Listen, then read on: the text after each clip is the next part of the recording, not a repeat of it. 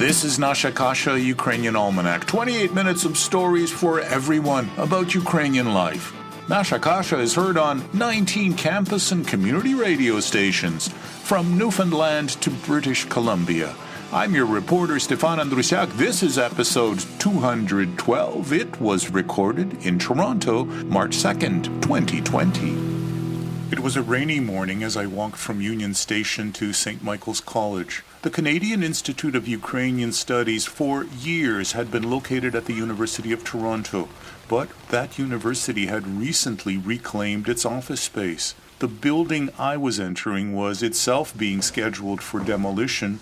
Descending into the basement, I was welcomed into a tiny, almost bare classroom with a single desk. Hi, Steve. How are you doing? We are moving. Now, as this story goes to air, details are being finalized on a new permanent space within the same institution. Hi, my name is Tanya Stechs. Hi, I'm Marco Stechs. Both of you are on Ukrainian television. Yes, that's right, but we are working at Canadian Institute of Ukrainian Studies in various capacities. So there's your professional life and there's your volunteer passion. That's correct. Can you give me a little bit of background as to where you were born and where you grew up? I was born in Poland, in the city of Lublin. I grew up in the city of Przemyśl, right on the border with Ukraine. Then I lived in Krakow. And in the early 1980s, I moved first to Austria and then to Canada. Initially, I studied engineering.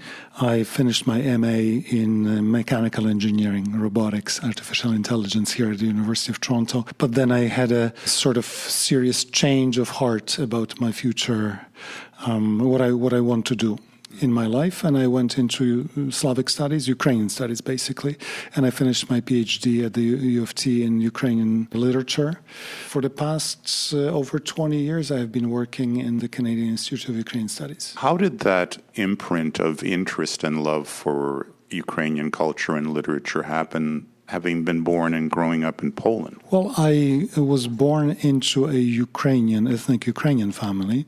My parents were what you call conscious Ukrainians, but it was not a simple process for me. Initially, I was not at all interested in Ukrainian matters. I barely spoke the language. I understood it, of course. At that time, Ukrainians in Poland had a very difficult situation with the Poles and with the government. It was only when I was approximately 18 years old when I decided that I really want to explore my roots and especially to learn the language because I wanted to write in that language. Well, I was born in Toronto.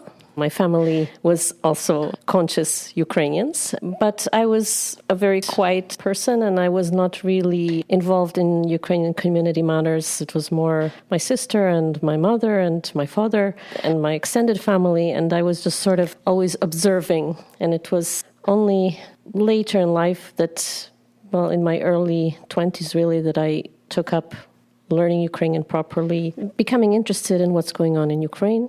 When did your parents or your forebearers come to Canada? At beginning of 1950s. Brothers, sisters? You said one sister. Yes, my sister Uliana Pizzamecki. She's quite well known in the community. You said it was difficult in a Polish society to be Ukrainian. Can you expound on that? Well, politically, Poland was anti-Ukrainian on many levels. It was on the governmental level, and it was also on the grassroots level. It was after World War II that during which the very strong conflict between Ukrainians and Poles happened on these lands of mixed ethnic territories. There was ethnic conflict. There was a struggle between UPA and the Polish army. The Ukrainian insurgent army. Yes.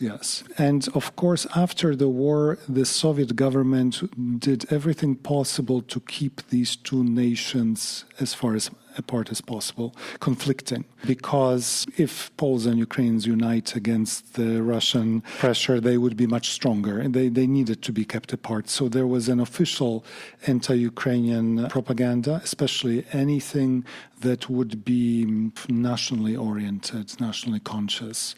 As long as you were Malorus, you were fine. And Poland itself was very bent on assimilating all national minorities, not only Ukrainians, but Ukrainians in particular, because there is a very especially pronounced conflict. And it's unfortunately visible even today. Marko talked about it taking time for him to really become interested in Ukrainian matters. You said that wasn't front of mind either growing up. Yet both of you, each of you in your own way, are in leadership positions in a high-level center of Ukrainian studies. For all of the parents out there whose kids are lackluster about wanting Ukrainian, what's the switch? How does that happen, where you go from not caring too much to becoming a leader? I think that children especially are very often misunderstood as far as their ability to perceive, to think, to conceptualize, to synthesize information. At the same time, sometimes they are thought that they know more than they know, and this places a great pressure on them, and they kind of close down because they're expected to know too much. That's the external perception that they're not interested. I think children are interested in everything, and they want to know, and they want to understand, and they want to evolve. When a child is looking around at the world, they are really trying to master their world. There's a process going on there underneath the surface that very often is not recognized by adults. This idea that somehow children are not interested or that somehow lackluster, I'm not sure that's just an external observation. The idea that in our community is sort of prevalent is that children are not interested in Ukrainian matters. This is a question of providing things that are interesting and relevant to them as they go about mastering their world. Довгою доріжкою йшла сороконіжка, пісеньку співала, сумно промовляла, полюбляють котенят, зайченят і козенят, а сороконіжок, їхні 40 ніжок. Волохатий павучок, безпорадний черв'ячок, і завжди швидка мурашка, та і будь-яка комашка, слимачок і їжачок, хрущик, мушка і жучок, равлики, медузи, також наші друзі. Волохатий павучок, безпорадний черв'ячок, і завжди швидка мурашка, та і будь-яка комашка, слимачок і їжачок, хрущик, мушка і жучок, равлики, медузи, також наші друзі. That's excellent. But when did it happen for you? It was not a specific point, I think. It's sort of a developmental process, I would say, several decades in the making, because, there are flowers that grow from a seed to a flower very quickly, and there are others that take, 20 years, 50 years, 100 years to bloom. And every plant is different in this, and it's like that with people. I was very quiet, I was very shy, I was bullied. It all took time coming to an understanding of your own self-worth, your own self-importance, and even understanding, your limits. How much can you really bring to the table in something, and not feeling badly if you are not doing what somebody else is doing. It sounds like it took some courage for you to say, no, this is who I am, and this is what I'm going to do. Well, yes, because I was always very quiet, so I was never in an environment where I felt like I really fit in. That feeling always kind of sits with you, but I think that feeling is understood by many people. Just when you don't see people around you that are a reflection of what you are. When I'm curious and inquisitive about things, about topics that aren't the topic of the day, you don't get a lot of support from people around because they're not interested in that. But then at some point that becomes a topic, and then, they're suddenly interested. I'm smiling because I know the feeling. Well, I give an example. When I was in my teenage years, I was really, really interested in bodybuilding. And this was at a time when this was not even on the horizon for women to even consider. So, it was really hard because, I'd go to the gym and it's all men and all sort of hulky men, and then there's me. But actually it was a very nice experience because I got a lot of positive support from men, who you'd think that they would be sexist or somehow would be condescending or something. But I got a lot of interesting and good lessons about how to be careful when training, caring advice. So it's also like, it has its pluses to make a foray into a world but it's also scary because you're by yourself. Those reinforcing moments, that kind of advice, that's restorative, I would imagine. Yes, absolutely. But it happens more often than you would think. We're sort of conditioned to think that the world is hard and everybody's out for themselves and they're focused on their own pursuits. But actually, there's a lot of kindness and goodness, and you just have to go out among people and you'll experience it. Хіба завжди так простір і мчить назустріч темряві безликій, осяює усе живе, з його теплом малий стає великим, осяює весь цей світ до твоїх ніг, увесь цей світ не вартий сліз твоїх. I started my studies in Poland, and I made a very, very conscious decision not to go exactly into what necessarily is most interesting to me, but to go to something that is neutral, politically neutral. Engineers and, in general, technical intelligentsia in Poland and in sort of Soviet bloc countries was much less dependent on the party, on the politics. You basically could live a normal life. If you went into humanities, you had to toe the party line, and so I avoided that, although this was my interest. On the other hand, I never had problems with mathematics, physics. I was always interested in it. It was very easy. I barely went to my classes because I could understand it so quickly that engineering was very easy for me. I don't understand people who say, oh, it's such a difficult area of study. This was my choice when I came to Canada. I followed that choice because engineering was something practical. I could get a job. I could build a career based on it. So I finished my MA. And I was in line to get a job, but then I said, well, it's my life. Do I want to spend my life doing something that I'm not passionate about? In the meantime, I set up this theater group called Avantgardny Ukraiński Teatr. When you named your theater avant-garde, was it experimental at some level?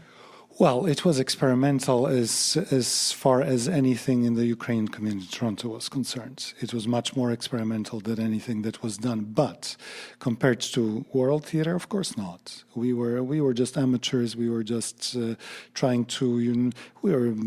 There was a lot of imitation of certain types. I grew up in Poland, which had a very, very strong avant-garde theater.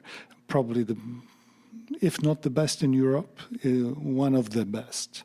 There were a few directors who are just absolute icons in avant-garde theater. Could you name one or two? Yes, sure. Jerzy Grotowski is one of them. Tadeusz Kantor is another of them. These are the two really, really big names. And I grew up on that theater. So, of course, I was influenced by it. And but our theater was nowhere close to that. I mean, we didn't have the actors. We didn't have the experience for it, but for some time, for a few years, we were actually quite, I would think, popular and influential in Toronto. Marco's already taken us from Poland to Canada and his theater days. When did he first appear on your radar? Were you a student? Did you meet at university? Yes, we met at university. I have a degree in criminology and Ukrainian studies, Ukrainian language and literature. Criminology and Ukrainian studies, at some level, that's not as disparate as it might sound. It seemed natural. And as I say, it took me a while to sort of get to an understanding of where I want to be as far as my Ukrainianness. And I think that was one of those sort of unconscious decisions that I made. I understood why I wanted to be in criminology. I wanted to be a CSI, right? But that was at a time when this was not a thing. It was before all the TV shows. So this was more sort of what I thought I would be doing. But it ended up, for various reasons, sort of fate took me into Ukrainian studies. This person who proclaims herself shy as a youth is lifting weights in a heavy-duty gym and is studying forensics. Did you find a tough side to her when you first met her? Absolutely. Absolutely, yes. Yes. I cannot say that I could pinpoint one thing that got my attention. Actually, what got my attention was the multiplicity of sides that Tanya has. On the one hand side, she's really very shy, and she's very, very kind and extremely considerate. On the other side, she has this very spiritual bodybuilding element, an extremely strong character, an extremely strong spine, and an extremely strong set of values, something that I have to say I lack to that degree. I was quite sometimes almost intimidated by the fact how deeply she cares about certain things that are fundamental things. This is the type of person that stands up for things that most of us sort of try to leave on the side because it's a little bit too difficult. So that was always this combination of gentleness, extreme loving kindness, and at the same time this very strong fighting spirit. Is it important for both sides in a good relationship to have strength and also be malleable? Of course, yes, that's the ideal recipe, isn't it? Strength plus flexibility. I don't think it's something that is very often accomplished because flexibility is hard. You have to really know yourself and really be confident to be able to be flexible. Could we talk about CIUS? Now would be a good time to tell me about the hats you wear. I am Executive Director of Canadian Institute of Ukrainian Studies Press and also of the special publications of CIUS. We have published so far over 200 books on Ukrainian studies. For a long time, we were perhaps the main supplier of English language scholarly literature about Ukraine to any university programs. Now it's already Ukraine is more in the mainstream and much more is happening in that area. I also am project manager of the Internet Encyclopedia of Ukraine. I think the largest authoritative, meaning that it's not like Wikipedia that anybody can write to it. It's only written by specialists. Information about Ukraine on various aspects of Ukraine. We normally have 1,500 people a day visiting our site and getting information. And also I'm project manager of the Hrushevsky Translation Project, which is the translation of Hrushevsky's Fundamental History of Ukraine Rus, 10 volumes, which actually comes out in 12 books, and 11 of them are already published, and this year the last one will be published. And actually Tanya works on that volume. Why is it so important to have this one historian's work published? Well, Hrushevsky was the first Ukrainian historian who had actual possibility to create a narrative for Ukrainian history, to show that Ukrainians actually, as a people, had a history not starting in 19th century, where this name sort of became known and when the national movement became really visible, but throughout centuries, starting not only with Kievan Rus, but even earlier. So not to understand the events alone, but the thread that links them. Absolutely, exactly. And this is what makes out of a nation a historic nation. Ukrainians have been considered a non-historic nation, a people that is somewhere there in Russia or in Poland, and they sing nice songs and they have nice embroidered shirts, but they are no subject of history. They are just this workforce that is used by whoever comes in, and unfortunately, many Ukrainians think in these categories, even today. They think about our Vyshyuki and about Pisanki, and that's about where their knowledge of the Ukrainian history, Ukrainian culture sort of ends. Vyshyuki, embroidery, Pisanki, Easter eggs. Yes, and what Hrushevsky showed, and Hrushevsky studied not only history but culture, which is extremely important, that there is a continuity of history and culture, and not only on the folk level culture, but culture in a sophisticated sort of aristocratic way. Я тобі повім про мрію золоту, що палким вогнем горить в моєму серці, про щасливий край, про радісних людей, де життя кидає виклик смерти. Не спи, моя рідна земля, прокинься, моя Україно, відкрий свої очі у світлі далеких зірок. Це дивляться з темних небес загиблі поети й герої, всі ті, що поклали життя за майбутнє твоє, моя рідна земля.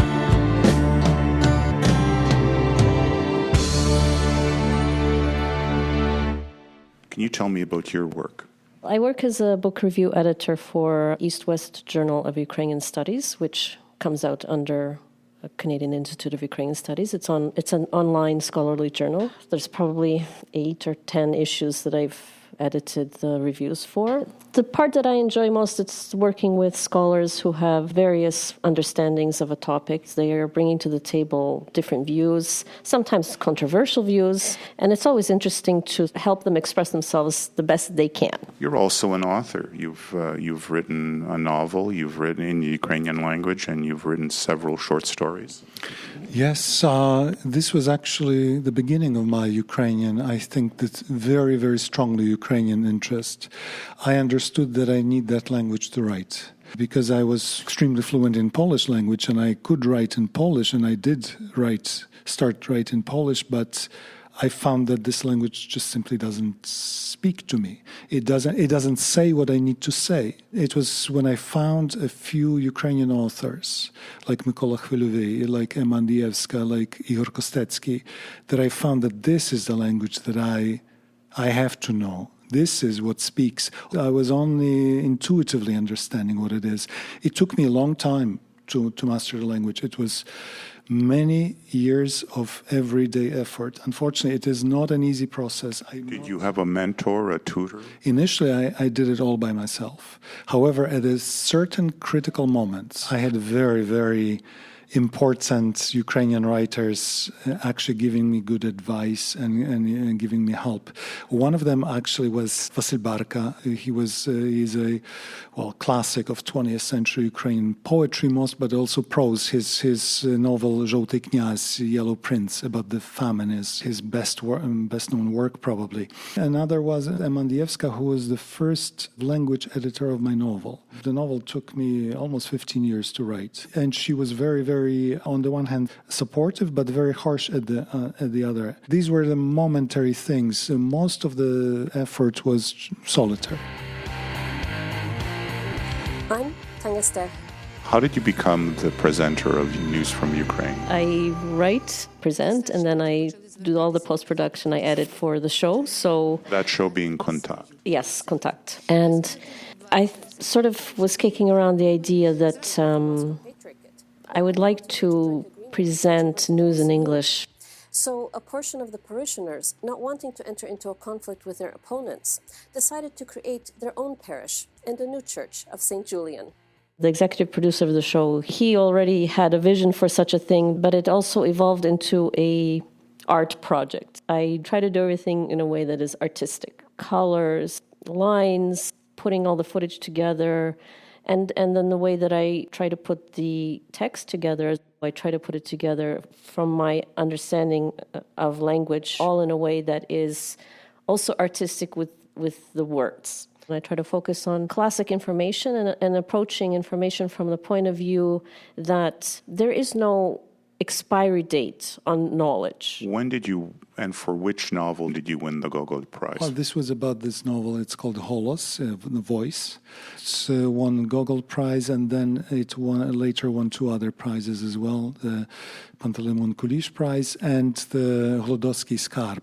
It's a very special award in Ukraine, which is awarded not necessarily to a writer, but to any artist who made significant contribution to Ukrainian culture. That's particularly dear to me. Where is the joy in the future in our language? Do you see something on the horizon that is sparking a renewal? Well, however we can look at the processes that have happened in recent times in Ukraine, however we may be disappointed with certain things and so on, the Ukrainian language actually did have quite a revival in recent times. I know quite a few Russian-speaking people who consciously, as a matter of principle, switched to Ukrainian and actually speak Ukrainian, and this was not happening before. I see it as a very hopeful sign. There is a lot of Ukrainian literature right now happening, for example. I'm not sure if we can say that we have many writers of genius right now, but we have some very serious, good writers. And it's only the question of what will happen with language in general, not only in Ukraine, but in this sort of globalized, post-literary world. Young people don't read literature, don't read serious books. There is so much more focus on the language that is imprecise and the language which doesn't have the deep roots, the language that simply conveys certain superficial ideas. I think that it's a temporary process because I don't think that a humanity can exist like that. It will find its own way to deal with language. And it may be something that we cannot foresee right now. I don't know what it will be. What do you see on the horizon for yourself? For myself, I kind of live in this philosophy of, what you have is today. And you try to make your today the best today that it can be. And what was before and what comes later, it's an illusion. It's not something that you can do anything about. You have your today. So I try to go through my days and I try to live consciously every second, every minute, and try and be positive all that time. It's not easy. It's not easy to be positive every second, every minute. But that's what I think it's important to do, and I try to do that.